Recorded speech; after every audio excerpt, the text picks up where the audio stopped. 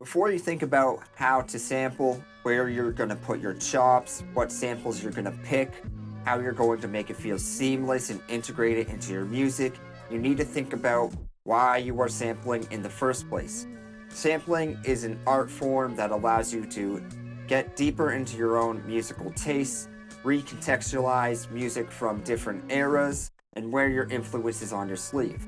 Although I do plan on sharing some techniques, my own mindset of how I sample, the samples I pick, things of that nature, if you take anything from this video, I want you to really think about the reason you are sampling and why you're choosing to make music in this way. When I think about sample selection, I usually look for something pretty minimal. Sometimes it's just keys playing a chord progression, maybe it's just a string passage, anything I feel like I can work with. I find a lot of people, when they get into sampling, what they try to do is they try to sample these songs with really busy arrangements like drums, a pad, a chord progression, a lead melody, maybe even vocals on top. And it's really hard to recontextualize a whole song like that if you expect to add your own elements, your own drums. I find the way I like to work is to find samples that are a little bit more minimal, and that way it kind of feels like you're putting together your own band of instrumentalists from records. Personally, I like to sample things like jazz fusion. That's my favorite genre, especially Japanese jazz fusion. Things like solar funk are not off the table, prog rock, sometimes even ambient stuff. It's not always about the genre of music, more the actual players on the record and how it makes me feel. So when I get my sample, I decide that I want to chop it up.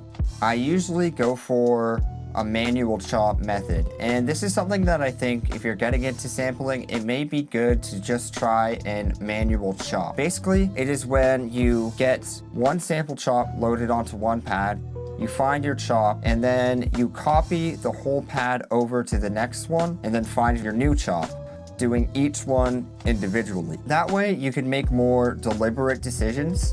Even if it takes a little bit longer, it forces you to think about why you're choosing the chop instead of having it, auto chopped up for you or chopped up on like a grid or like 16th notes or 8th notes or something like that. Another good reason you may want to do it this way is because I think it is best to try to ignore the BPM of the song when you're sampling. Because if you're chopping it up and you're, pitching it down, pitching it up, it's going to change the timing, but also it gives you many different results and it lets you experiment with the timing of the chops and the whole feel of the record when you're chopping it this way. If I'm not doing a manual chop, sometimes I will do a lazy chop. Basically what that entails is you play the record and you hit the pads in order to place new chops into the record, just as it's playing. It's a little bit quicker, but it can also lead you to chopping in more obvious ways, like just chopping on beat. Sometimes when you do it that way, you make more chops than you actually need. That being said, we're going to sample in a record now, and I'm going to show you a little bit of the process on how I do these chops. One tip I have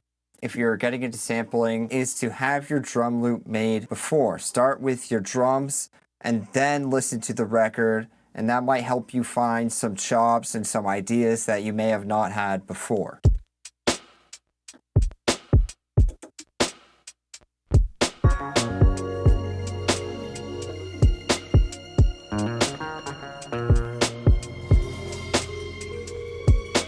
See, something like that with just some simple chops might sound really good, so we don't really need too much. Here we go, we got the sample loaded into the MPC. I didn't name it. I'm very disorganized sometimes. What we're going to do is we're just going to select a new drum track in here. Go to the program edit window. Now you see here, this part here, it says poly 16. That means you can have up to 16 voices at the same time. Now, since we're doing a sample chop, we only want one sample playing at the same time. So we're going to turn that down to mono. And that's going to affect the whole track here. Now, once we've done that, we can go to our sample bank here, find our sample. We got it right there, and we can start chopping. Now, what I like to do is I like to use these cue links to move the sample start point around while I'm listening, but I'll find a chop, hold down this copy button, this screen pops up, I select the chop here, select a new pad to put it onto, and let go of the button. Now, I have two, and I can go forward. We'll start here by just getting the initial chops and working from there. Think of the progression. So we want the next chord in the progression.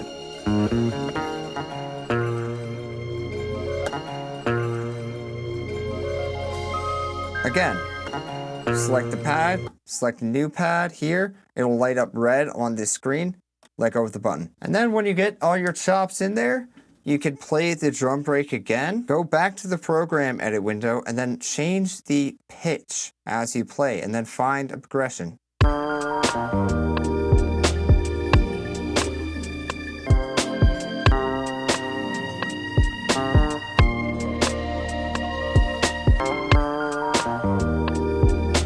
And one thing I always like to do as well, go to your envelope window here. One thing is you don't want your chops coming in too sharp, and especially you don't want your chops to land directly on transients. Think of if you have a band playing together. They're really following the drummer, so they can't really land at the exact same time. Let's lower the sample so we can really hear it.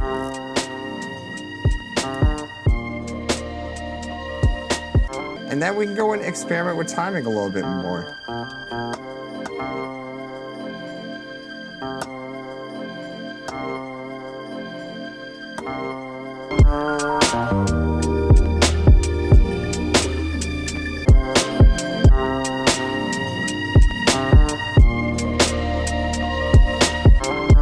So that is one way to use manual chops to get a minimal sample.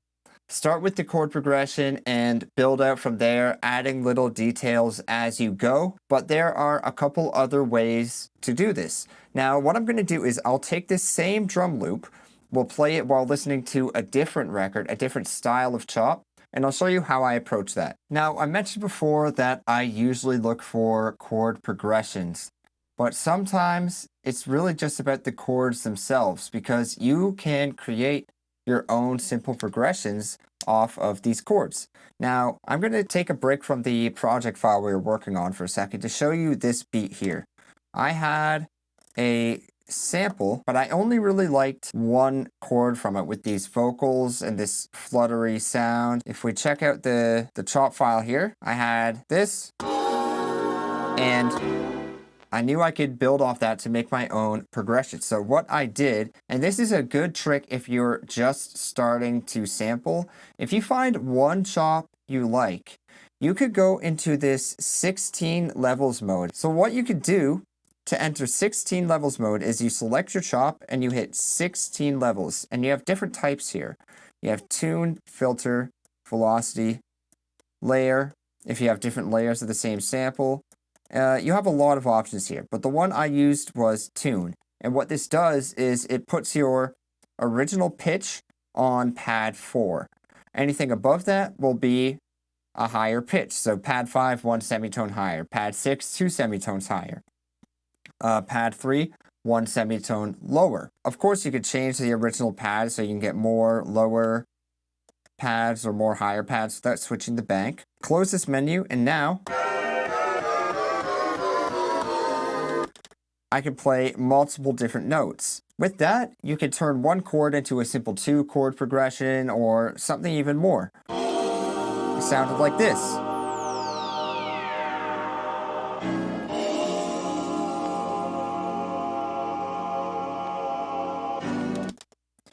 And I know that might not sound like much, but another reason why I encourage you to make a drum loop first is that will kind of decide the whole feeling of the beat. If I play it with the drums,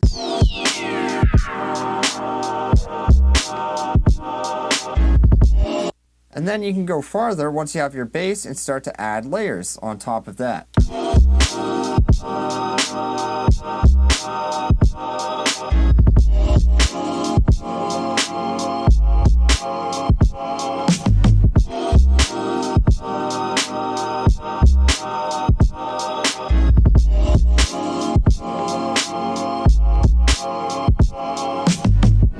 what I mean by it feels like you're putting together your own band, because when you start to layer other samples on top of it, or maybe you play something on top of it, you start to get a full arrangement off of something that's a more minimal sample. And it could be something so simple, but it can create a whole wealth of ideas just off of that.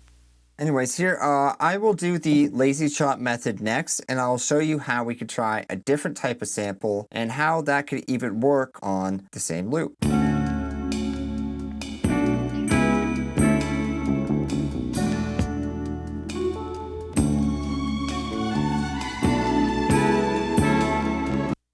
For something like this, I would want to lazy chop, but land it on those transients. Before I mentioned that you're looking for interesting transients at times. So I'll show you what that looks like when I lazy chop it. Before I start, you have this trim icon here. Hit this one time, it'll go into chop mode. And in this mode, you could just tap the pads and it will lay a slice wherever the marker is in the sample. Now, before you do this, it's always a good idea to hold the shift button down. And you see these menus, or sorry, these options that just popped up? You want to go to 0 snap and make sure that's highlighted. And what that will do is it will put your chop in the nearest 0 crossing point. That's basically where the waveform hits the 0 mark. Maybe, I don't know the proper terminology, excuse me, but basically what it means is it's not going to make a clicking sound when you chop. Like I'll show you now. I'll turn this off. Turn it back on. You see that clicking sound goes away.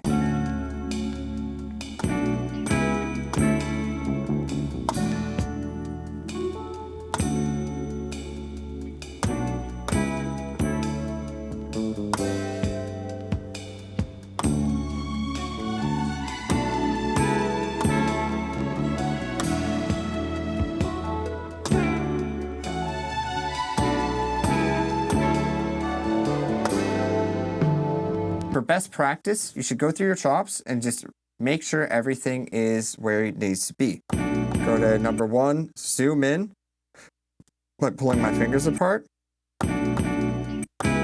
Now see, I want that right on the transient this time. Now with samples with drums, sometimes you do want to chop right on the drum hits, especially if it's something that's more like straight time bass.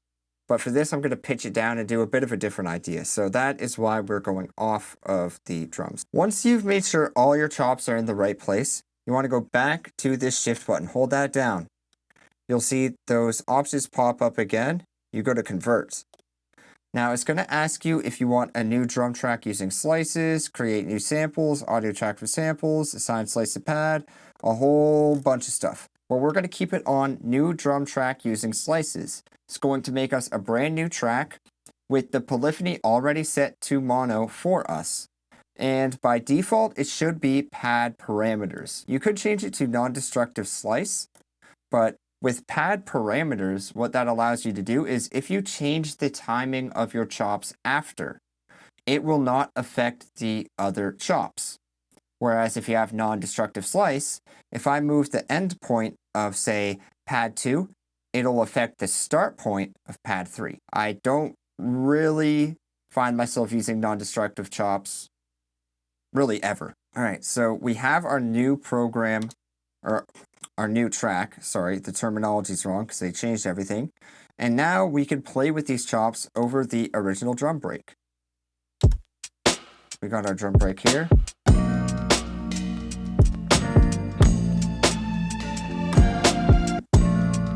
One other tip I can show you, if you're dealing with samples where you want them to cut off at a certain point, but you need a little bit more at the end, what you could do, you can go to the program edit window here, hit this button, the edit zones button. This is just like how we edited our chops before. We select all, because we want all these samples to be affected. And then we go here to tail length. And we just raise this number a bit. And you'll see what happens is it plays through and then it comes back a little bit.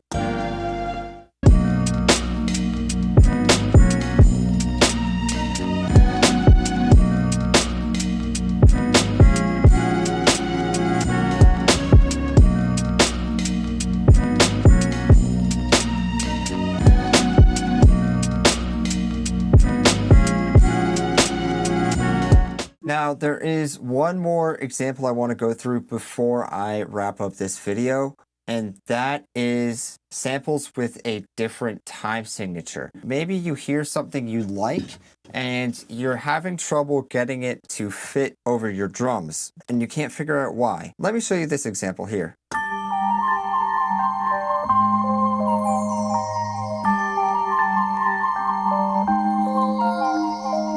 If you count it, if I listen to the drums, 1, 2, 3, 4, 2, 2, 3, 4. That's called 4/4 time, of course. So that is how most hip hop is made, in 4/4 time. Most music in general, actually.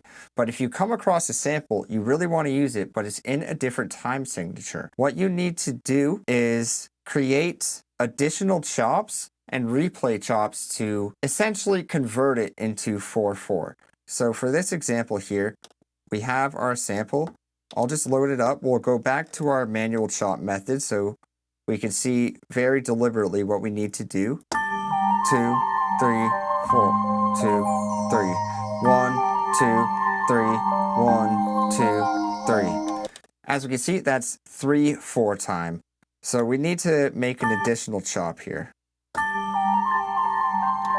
We're going to chop on beat, but we're going to replay one of the chops. So we'll go 1, 2, 3, 2, and then on to the next. So we have 4 beats out of the 3 chops that we made. That sounds confusing as hell. Let me just do it and then you'll see what I mean. So 1, 2, 3 is over here.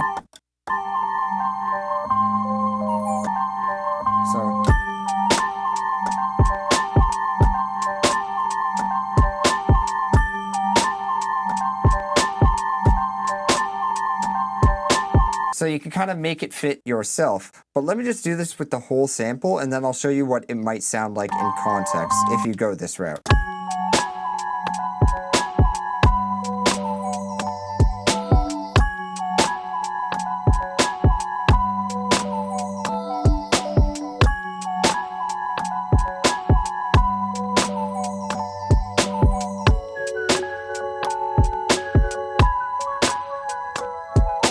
What I did was I essentially just played one extra chop, but since I had it all laid out, I could switch it up, and instead of going,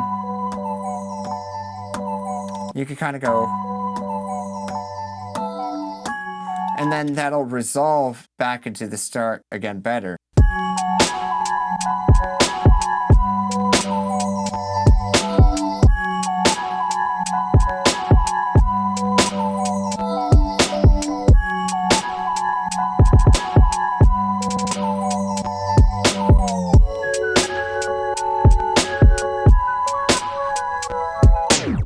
Again, you can use the manual chop method, the lazy chop method, whatever really works for you.